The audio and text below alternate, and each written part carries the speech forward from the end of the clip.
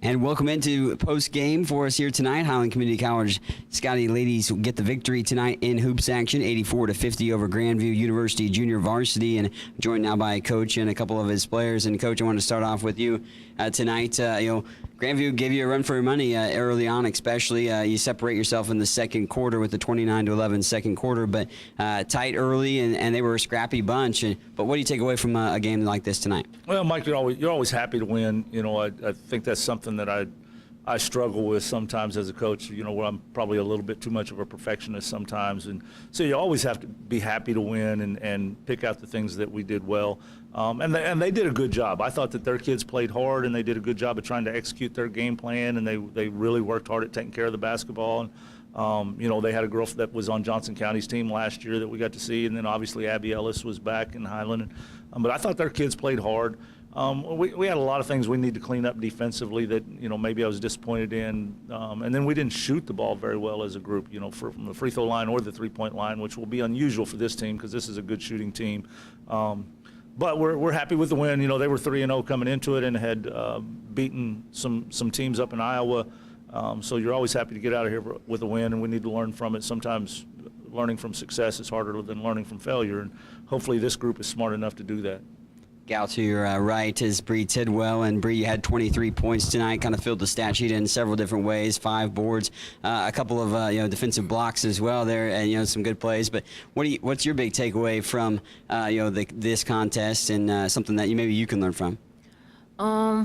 Well, I just feel like we just have to be more consistent on defense. Like, that's my main thing, and then we have to just lock down, and we have to make our free throws and the little things that matter.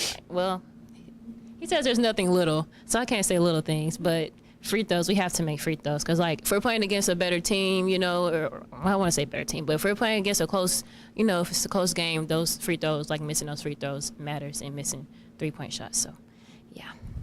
And Sydney Brinley joining us as well in the postgame. Sydney, you had a double-double, which you've accomplished multiple times already this season. You jump in there with 11 points and 14 rebounds. A lot of scrappy plays for you tonight. I know you were talking about your defense, though, and what do you take away from that? Because I know you were kind of maybe not happy with it as far as tonight. Yes, I just need to close out better. They took me to the hole, and they shouldn't have. I just need to stay down and not try to put my hands in the air and just do what coaches taught us. We do shell drill a lot, and whenever they pass me in the game, I'm like, I've worked on this. We're constantly working on it. I just need to stay focused and get it done. I wanted to ask you, too, about your transition here to Highland. Obviously, you have been in the college game, being at Crowder, but how's that going just overall now that you got 4 games underneath your belt as a Scotty? It's going a lot better. I can see myself improving, and just the way that everything works is better for me. Bree, kind of the same question for you. How's your transition going? Obviously, you have college experience underneath your belt, too, coming here, but it's a lot different, here in what your role is here with the Scotties. Yeah, it's really different, and I'm really enjoying being here and being coached by BJ, even though he's the hardest coach I've ever had before in my life, the loudest coach I've ever had before, but I really like BJ, and I love the program, and I feel like I fit in well, and I'll be a better player when I leave here. Coach, any final thoughts, maybe kind of on the game? Anything in particular that you want to see the gals kind of remedy for tomorrow? Yeah, we have to, as a team, our communication has to get better defensively.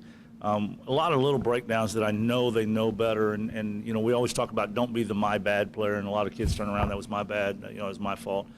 We've got to be a little more intense, and it's not the physical part of it, it's the mental part we've got to be better at. And then we've got to clean up our offense. It took us a long time, probably until the second quarter, to kind of create any offensive rhythm. We were trying too hard early in possessions to try to go one-on-one. And even at the end of the game, I thought we tried too hard to go some one-on-ones.